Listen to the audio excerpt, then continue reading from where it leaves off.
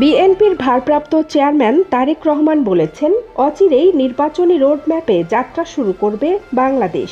এ যাত্রায় সঙ্গী হচ্ছে এদেশের গণতন্ত্রকামী জনগণ। জনগণের সঙ্গে থাকুন, জনগণকে সঙ্গে রাখার সর্বোচ্চ চেষ্টা করুন।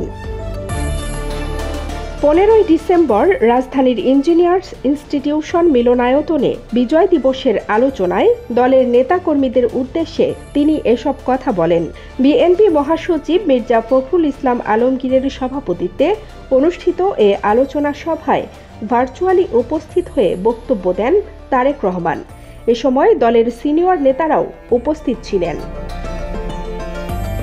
তারেক রহমান ভার্চুয়ালি উপস্থিত হয়ে তার বক্তব্যে বলেন, লাখো প্রাণের বিনিময়ে অর্জিত গৌরবময় এ বিজয়ের 54তম বার্ষিকীতে স্বাধীনতাকামী জনগণকে জানাই বিজয়ের আন্তরিক শুভেচ্ছা।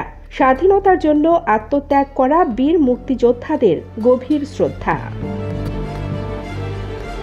সাম্য, মানবিক মর্যাদা, মূল্যবোধ প্রতিষ্ঠার লক্ষ্যে 1971 সালে বীর মুক্তিযোদ্ধারা বাংলাদেশকে স্বাধীন করেছিলেন। তবে তাবেদার অপশক্তি বারবার এই দেশকে বিপদে ফেলার ষড়যন্ত্রের ফাঁদ পেতেছিল। বিশেষ করে পলাতক স্বৈরাচার বাংলাদেশের বিপন্ন গৌরব অর্জনকে বিকিয়ে দিতে চেয়েছিল।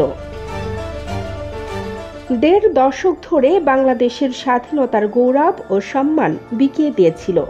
ছাত্র জনতার আন্দোলনের মুখে গত 5 আগস্ট তাবেদার মাফিয়া চক্রের সরকার পালিয়ে যাওয়ার মধ্য দিয়ে জনগণের স্বাধীনতা রক্ষা পেয়েছে।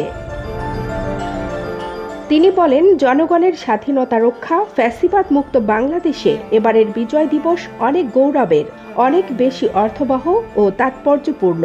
আমি বিশ্বাস করি আগামীতে স্বাধীনতা দিবস শুধু উদযাপনের মধ্য দিয়ে সীমাবদ্ধ থাকবে না, রাখা যাবে না। তা হবে জনগণের প্রতি দায়বদ্ধতার দিন। তারেক রহমান বলেন, জনগণ দেখেছে কিভাবে জনগণের অধিকার এবং ভোটের অধিকার হরণ করা হয়েছিল।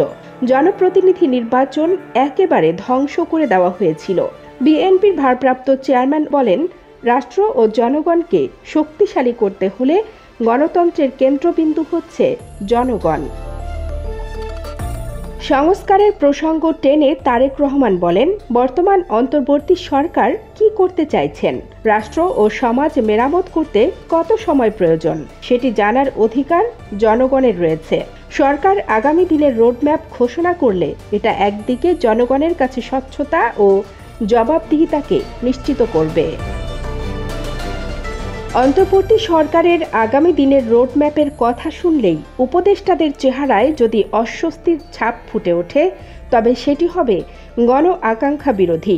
সরকার তাদের কার্যক্রমের মাধ্যমে জনগণের কাছে যত বেশি স্বচ্ছ থাকবে, জনগণও তাদের প্রতি সমর্থনের হাত প্রসারিত করে দেবে। তারেক রহমান আরও বলেন, লাখো জনতার রক্তের ওপর দিয়ে একটি ঐক্য হয়েছে। আমাদেরকে একটি বৈষম্যহীন বাংলাদেশ গড়ে তুলতে হবে। একটি বৈষম্যহীন বাংলাদেশ, মানবিক বাংলাদেশ গড়ে তোলার লক্ষ্যে বিএনপির মধ্যে 31 দফা কর্মসূচি ঘোষণা করেছে। এই কর্মসূচির লক্ষ্য পূরণে প্রতিটি নাগরিককে দায়িত্ব নিতে হবে। কানিজ ফাতেমা নিপা, খবর সংযোগ।